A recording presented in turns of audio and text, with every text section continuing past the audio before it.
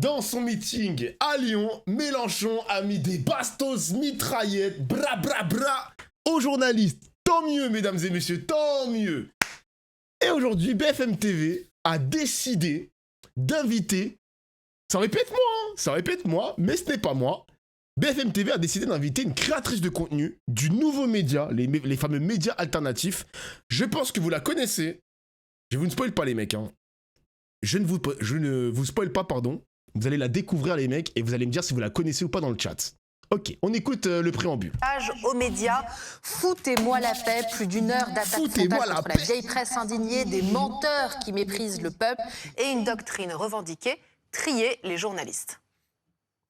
Alors ils disent que c'est moi qui ai un problème avec eux. J'ai l'impression que c'est plutôt eux qui ont un problème avec moi, si j'en juge. Bon toi, je pense que t'es un mec... Je pense que t'es un mec sous faux drapeau. Hop, j'ai pas envie de me prendre la tête, il me follow depuis pas longtemps. Eh bien en plus. donc, à quoi il m'appelle solennellement les responsables de ce parti à renoncer à trier les médias. Ah, pardon.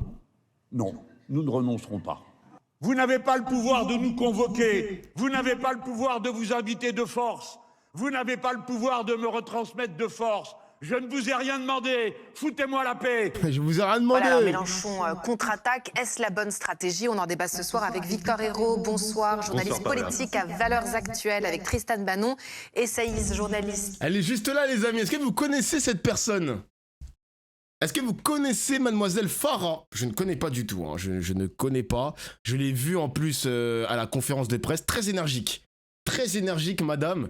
Et on va écouter, je pense qu'on va écouter que son passage, hein, parce que là, les autres éditorialistes, ça manque d'invités, là, Valeurs Actuelles, etc., on s'en branle, non? Et éditorialiste pour la revue Franc-Tireur. Très solide, ok. Au service politique. Et il y en a qui Farah connaissent. RK, bonsoir Farah, éditorialiste politique sur TikTok. Vous êtes suivi par 200 000 abonnés sur TikTok et vous étiez présente à la conférence de presse des nouveaux médias de Jean-Luc Mélenchon qui a eu lieu mardi. Le plus simple, lundi, pardon. Le plus simple, eh bien, c'est que vous vous présentiez vous-même puisqu'on a récupéré un échange avec Jean-Luc Mélenchon. Bonjour, Farah Bonjour, RK. madame. Je suis créatrice de contenu politique sur les réseaux sociaux. Je trouve la démarche très bien d'inviter les nouveaux médias pour la simple et bonne raison que moi je fais le constat aussi sur les réseaux que les gens attendent de l'information politique différente. Est-ce que vous n'avez pas peur que cette démarche elle soit vue comme quelque chose qui va uniquement dans votre sens? Mais il n'y aura pas de film et ce qu'est-ce que soir. vous diriez aux gens qui peuvent penser, qui peuvent penser ça? Alors ceux qui disent vous réunissez que les gens qui sont d'accord avec vous, bah pas du tout, j'ignore absolument ce que vous pensez. Certains pensent que nous sommes des sociodémocrates ramollis.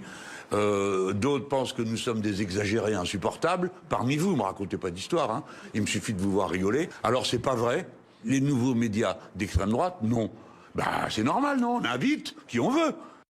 Et vous pensez quoi, Farah, alors?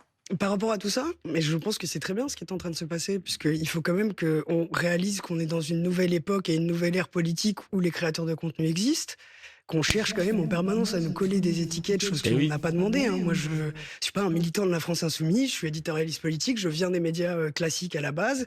Je suis Ouais, c'est moi, les gars, c'est moi, putain.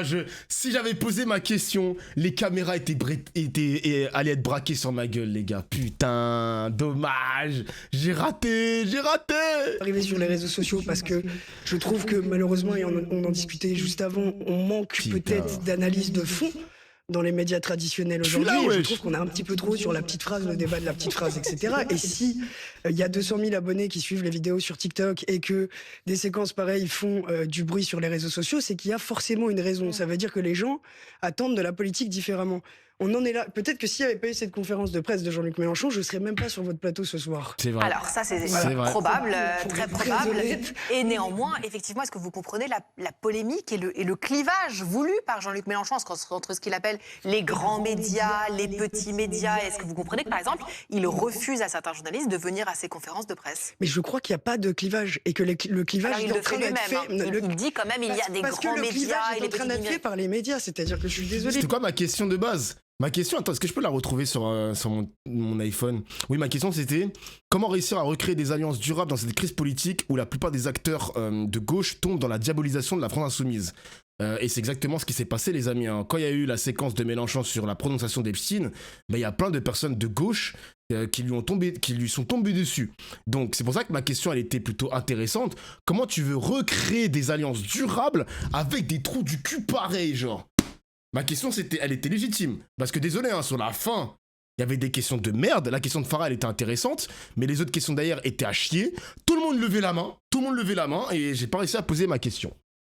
Voilà. Mais le soir même de la conférence, on avait déjà des gens qu'on croise sur les... Moi, je suis sur le terrain très souvent.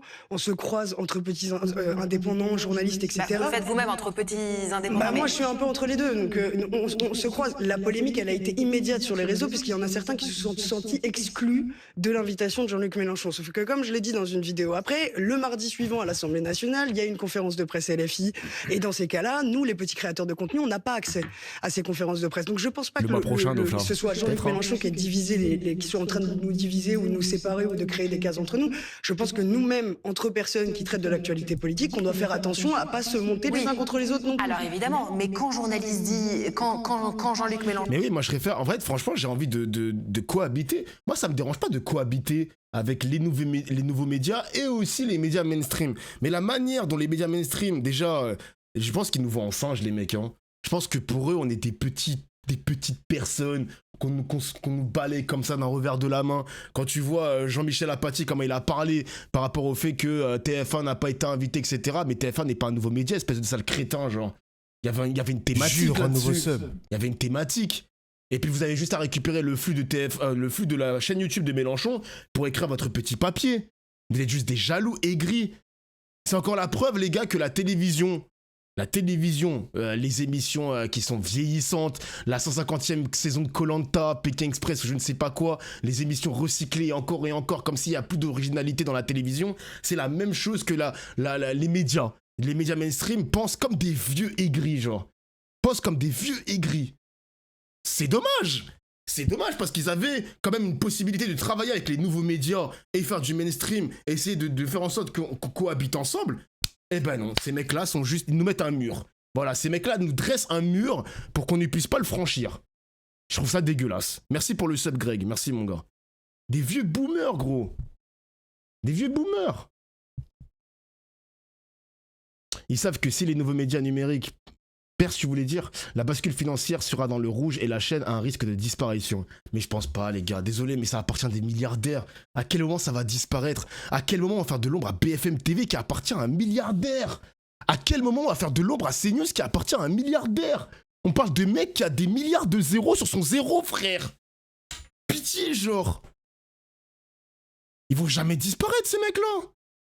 On dit les journalistes sont des menteurs qui méprisent le peuple. Vous vous sentez pas concerné? Ça, il faut poser la question. Moi, je suis pas porte-parole de Jean-Luc Mélenchon. Est-ce que ça vous a frappé? Est-ce que vous êtes senti finalement attaqué aussi, visé?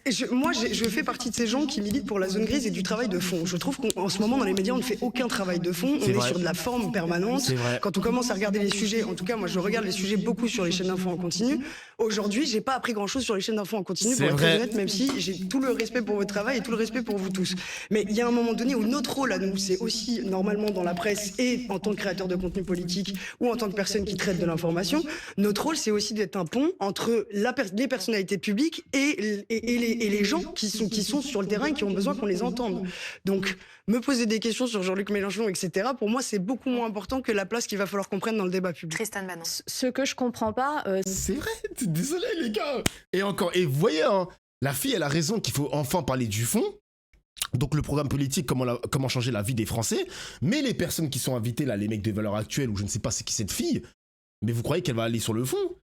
Regardez, on va écouter, hein, on va écouter. Elle va juste rester sur la forme, les mecs. Si ce n'est que Jean-Luc Mélenchon réussit bien à élever les médias les uns contre les autres, c'est que vous dites vous-même que nous sommes complémentaires, les médias traditionnels, les nouveaux médias, les créateurs de contenu, et que vous n'apprenez rien sur les chaînes tout à faux, et en même temps que grâce à Jean-Luc Mélenchon, vous êtes aujourd'hui sur ce plateau.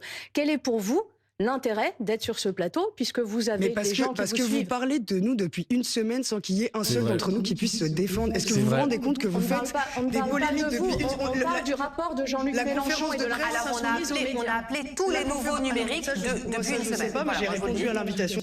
On m'a appelé? Attends, est-ce qu'on m'a appelé, moi? Ah, on m'a appelé. J'ai beaucoup d'appels... Oula, j'ai des appels... À part Sophia Chikirou, les gars, j'ai des appels en rouge. J'ai des appels en rouge que je n'ai pas décrochés. Ah merde.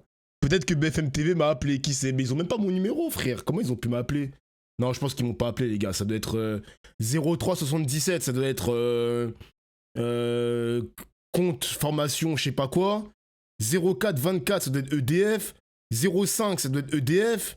Ça doit être que EDF, gros. Leak pas les numéros, t'es ouf. Mais non, mais c'est du démarchage. Tu crois que moi, je vais leaker tous les numéros des démarcheurs. Tu crois que ça va m'empêcher de les leaker, moi? Moi, je vais les leaker, frère. Vous m'avez envoyé vous la avez conférence répondu. Moi, je vais leaker ça, mon gars.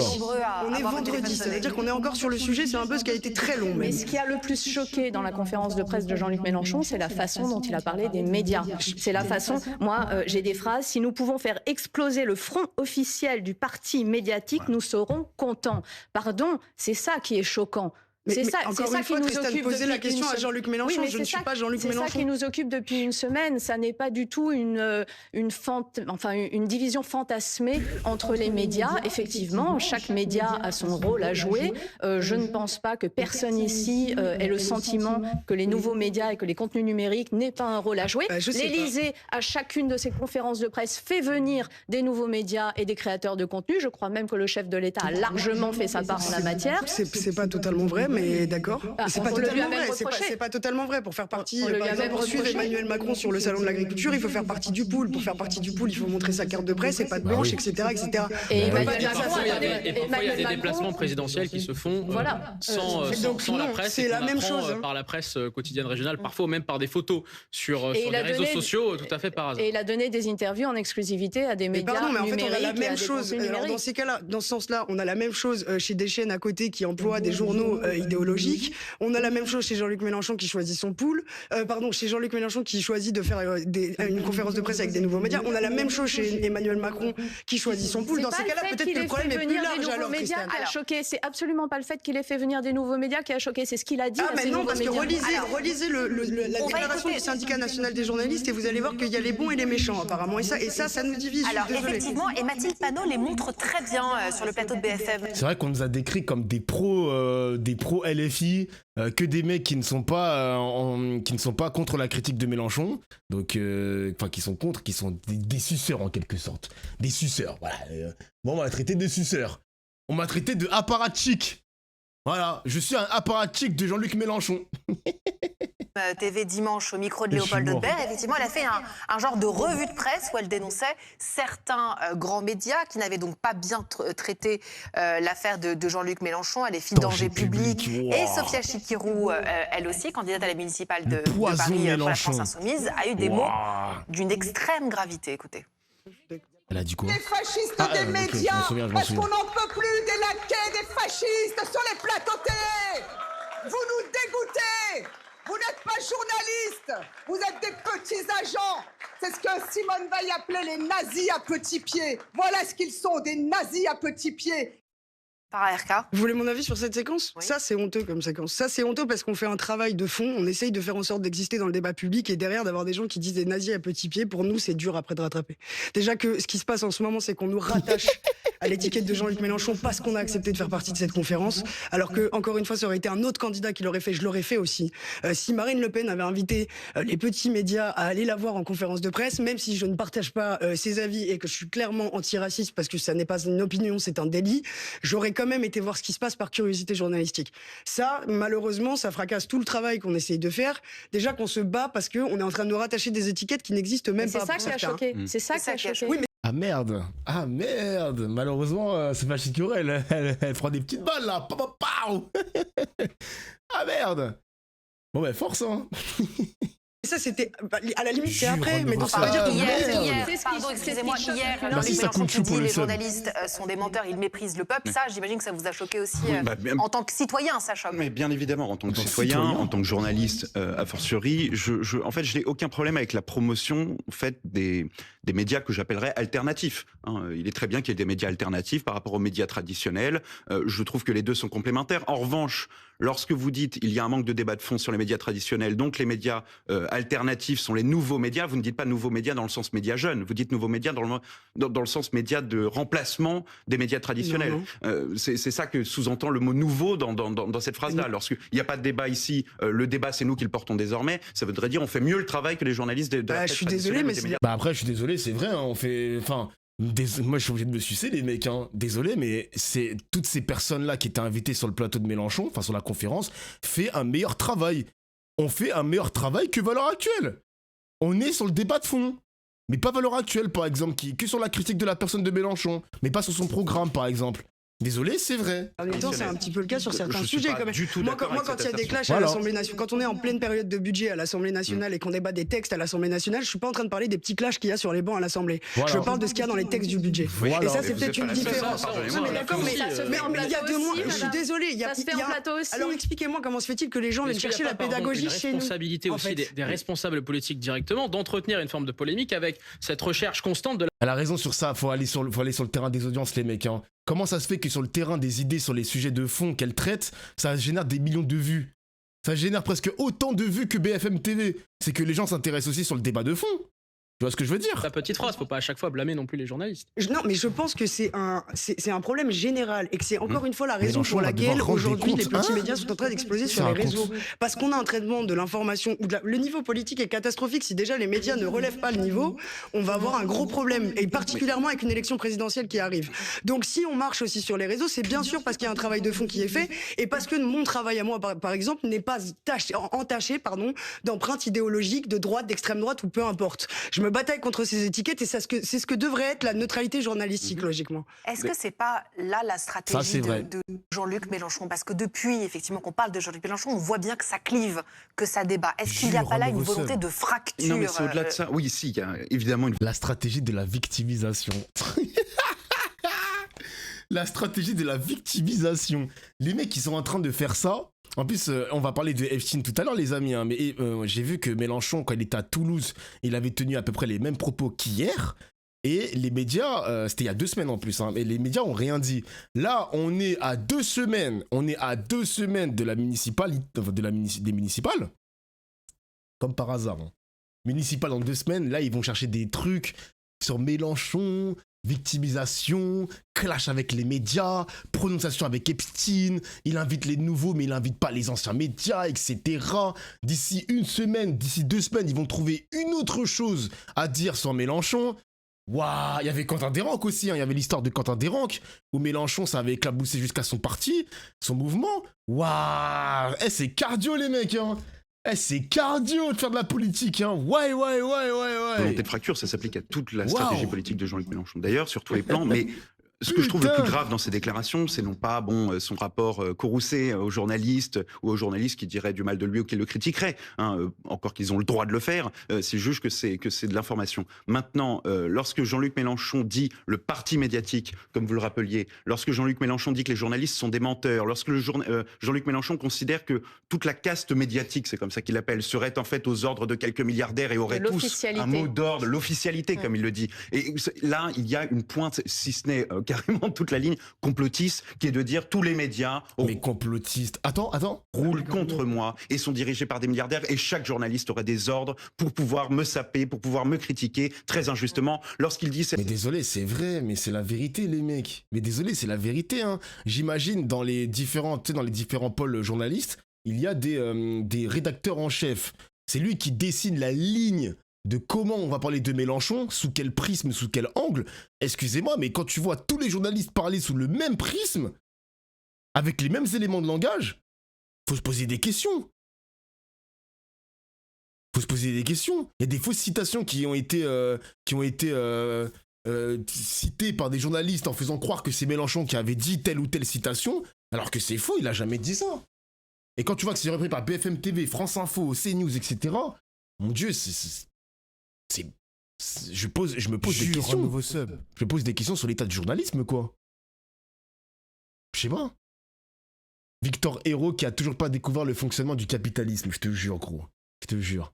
Cette semaine-là, il y a eu tant de unes qui étaient contre moi. Il est impensable pour Jean-Luc Mélenchon que ces sorties polémiques soient constitutives d'une actualité qui est rare, qui est inédite, et que chacun, avec son angle et avec son point de vue, se dise « Eh bien, je vais faire ma une sur ce sujet-là, puisque c'est le sujet de la semaine. » Lui se dit « Chacun s'est concerté dans ce petit coin de journalistes et de caste journalistique pour faire une cabane contre la France insoumise. » Ce qui est complètement faux. Et je veux dire, il y a plein d'autres journaux qui n'ont pas fait de une sur Jean-Luc Mélenchon cette semaine-là, et Jean-Luc Mélenchon écarte toutes ces unes-là pour dire « Mais vous voyez, ils ont tous fait contre moi. » Excusez-moi, mais on est en train train de parler de Jean-Luc Mélenchon alors que le vrai sujet qu'on devrait avoir sur ce plateau, c'est peut-être potentiellement les nouveaux médias, la place qu'on devrait avoir et le travail qu'on est capable de faire ensemble. Et là, au lieu de discuter de ça et de ce qui s'est passé et du fait que potentiellement, s'il n'y avait pas eu cette conférence, je ne serais pas sur votre plateau aujourd'hui, on est encore en train de parler de Jean-Luc Mélenchon. Mais pardonnez-moi, c'est vrai.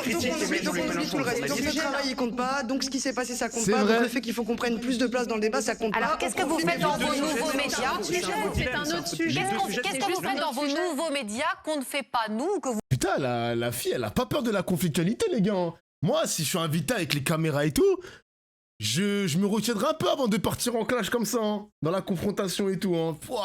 Moi, déjà, je vois les lumières et tout, nanani, je sais pas quoi. Mon gars, heureusement qu'il y a des filles comme ça qui tiennent tête à ces fils d'ep. Vous ne pourriez pas faire sur ce plateau télévision. Je pense qu'il y a une pédagogie et une humanité qu'on a un petit peu moins dans les médias traditionnels. Ouais. Je vous remercie. Non, dans le sens où... Je prends l'exemple des inondations qui ont frappé une bonne partie de la France. L'humanité, pardon, elle est sur le terrain, en empathie. Les journalistes sont là aussi pour donner la parole à tous ceux qui souffrent, qui sont en désespoir. Et on est là aussi pour ça. On ne peut pas opposer...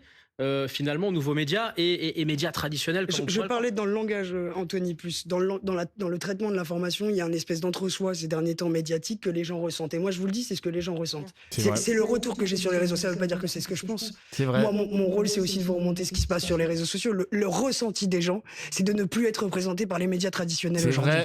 Et donc, ils vont chercher des espaces qui les représentent et qui leur parlent comme ils ont envie qu'on leur parle. Qui leur parlent sans chercher à aller dans la polémique, mais plutôt à travailler sur un travail de fond, je vous l'ai déjà dit. C'est le retour que j'ai des gens. Les gens ne se sentent plus, à l'heure actuelle, représentés par les médias traditionnels. Et ça, je pense que c'est aussi de notre responsabilité à nous, les médias, et de la façon dont ça s'est passé avec les années, puisque reprenez le journalisme d'il y a 10, 15 ans, c'est pas le même journalisme qu'on a aujourd'hui. C'est vrai. Et ça, on peut pas nier cette évidence-là. Le journalisme a changé, les gens ne s'y reconnaissent plus. À un moment donné, je vais pas me blâmer du fait que les gens s'y reconnaissent plus, c'est la vérité. Il y a encore des gens qui sont des millions à regarder la télévision et les chaînes d'information. Encore une fois, je ne suis pas en train de effectivement, diviser. Elle a dit les médias mainstream, en quelque sorte, ils ont un grand succès encore. On a des millions de téléspectateurs. Wesh, elle a un petit peu flex, la meuf de BFM TV. Hein. Après, les gars, n'oublions pas quand même qu'il y a beaucoup d'audiences fantômes dans les médias mainstream, parce qu'en fait, c'est des... il y a aussi, enfin, je pense que c'est comptabiliser les téléspectateurs qu'on a, par exemple, dans les hôpitaux. Parce que vous savez qu'il y a la télévision qui tourne en fond, chez les coiffeurs, parfois dans les restaurants, dans les bars, et ils passent du BFM TV et du CNews. Donc il y a aussi beaucoup de téléspectateurs fantômes qui nourrissent aussi, en quelque sorte, les audiences. Donc, doucement le flex, hein, doucement le flex. Il y a différentes populations qui cherchent à s'informer de façon différente et que, effectivement, les Français les plus âgés ne sont pas sur TikTok. Moi-même, j'ai pas un compte TikTok, donc effectivement, il y a peut-être un décalage. Oui, maintenant que vous ouvrez à des gens comme moi, peut-être que ces gens qui sont un peu plus âgés vont aussi se sentir un petit peu plus... le langage est peut-être un petit peu différent aussi, c'est très bête, mais dans ces cas-là, c'est aussi votre rôle de laisser des espaces à des gens qui sont capables d'apporter quelque chose de nouveau. Aucun média traditionnel ne dit que les médias alternatifs sont mauvais ou traitent mal l'information, alors que vous dites que les médias traditionnels sont dépassés, sont démodés, non, je dis que, bien sûr, je dis que les médias traditionnels ne sont pas à la hauteur de ce que les gens attendent aujourd'hui. Oui, tout à fait. Mais ce n'est pas vrai, non, mais peut-être que vos abonnés sur TikTok le pensent. Non, c'est regardez ce qui se passe sur les réseaux, discutez avec les gens. Je fais le salon de l'agriculture en ce moment, les gens vous diront exactement la même chose. Je comprends surtout pas la... Écoutez, allez sur le terrain. En tout cas, effectivement, BFM est sur le terrain et très présent sur les réseaux sociaux. Je tiens à le rappeler aussi. Merci de nous avoir suivis, merci de nous avoir éclairés. On rappelle votre lien TikTok, Farah RK, éditorialiste sur TikTok, Valeurs Actuelles, Franc-Tireur et évidemment la rédaction de BFM sur les réseaux sociaux. Dans un instant, on va parler de la... Sur les réseaux sociaux. Ils ont trop peur, les mecs. Hein. Mais elle a dit quelque chose sur les vieux. Et moi, franchement, j'aimerais tellement que les vieux commencent... Je le vois hein, sur YouTube, hein, parce que comme hier j'avais commenté, j'avais commenté la conférence de Mélenchon, il y a eu un moment où j'ai parlé aussi de la place des vieux sur la consommation des médias. Si vous allez sur les médias alternatifs ou pas. Et quand j'ai posté la vidéo sur YouTube hier, ben les commentaires, déjà la vidéo elle a percé, merci à vous, mais dans les commentaires il y a beaucoup de vieux qui maintenant détournent les yeux des médias mainstream pour aller justement vers les médias alternatifs. Tant mieux. Dites-moi votre âge sur le chat, les gars. Dites-moi votre âge. Moi, je considère vieux toutes les personnes qui ont dépassé la quarantaine. Ça va, c'est bon, c'est pas un gros mot, les gars. Là, je dis vieux en mode l'ancienne génération, années 80-90, qui se dirige, qui change de mentalité, direction les nouveaux médias. 42 pour certains, 40, 38, 30, 38 pour certains, 43, 53, vous voyez? Moi, ça me fait plaisir. Ça me fait plaisir de voir des darons qui vont sur Twitch, qui ont au moins cette capacité d'aller découvrir autre chose que les médias mainstream qu'on a à la télévision. Moi, ça me fait plaisir. Même la presse écrite. Même la presse écrite, je suis en mode. Ils ne consomment plus la presse écrite parce qu'ils sont des trous du cul aux ordres du gouvernement. Ils consomment plus les médias parce que tous les médias mainstream ont les mêmes éléments de langage. CNews, BFM TV, France Info. Ils vont sur Twitch, ils ont au moins cette envie de connaître quelque chose de nouveau, s'intéresser aux médias nouveaux. Moi, je vous serre la main, les mecs. Moi, je vous serre la main, les mecs. Je vous serre la main. Vous avez cette curiosité-là de ne plus avoir ce réflexe d'aller sur les médias mainstream, mais d'aller ailleurs. Moi, je vous félicite. Moi, j'applaudis. Voilà. SO. SO, les personnes âgées. SO, SO. Non, parce qu'on sait tous, les amis, que la plupart des vieux, alors là, je parle des vieux 55 ans, 60 ans, eux, ils sont abreuvés de CNews toute la journée et partent voter. Eux, ils participent au scrutin national. Ils participent. Ils participent à ça. C'est là où c'est dangereux. Mais quand t'as des mecs moins âgés qui ont quand même la quarantaine et qui consomment les médias alternatifs, je me dis, bah, c'est peut-être pas fini en fait. Hein. La bataille culturelle n'est pas terminée, les mecs. Quand je vois la gueule des personnes qui sont dans les meetings de Mélenchon, il y a des darons, frère. Il n'y a pas que des jeunes. Il n'y a pas que des jeunes. Il y a aussi tout âge qui s'intéresse aussi à la politique. Vieux comme très vieux. Je dis pas ça en mode péjoratif, les mecs. Attention, je respecte les vieux. Hein.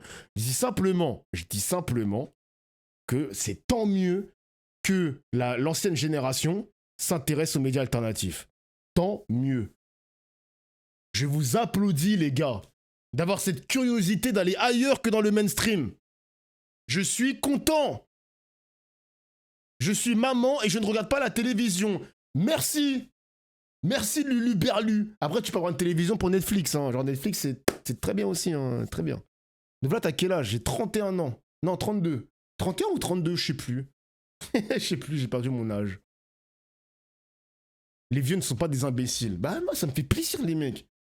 Moi, ça me fait plaisir. Parce que je peux comprendre. Ça me fait chier de le dire, les mecs. Hein. Ça me fait chier de le dire.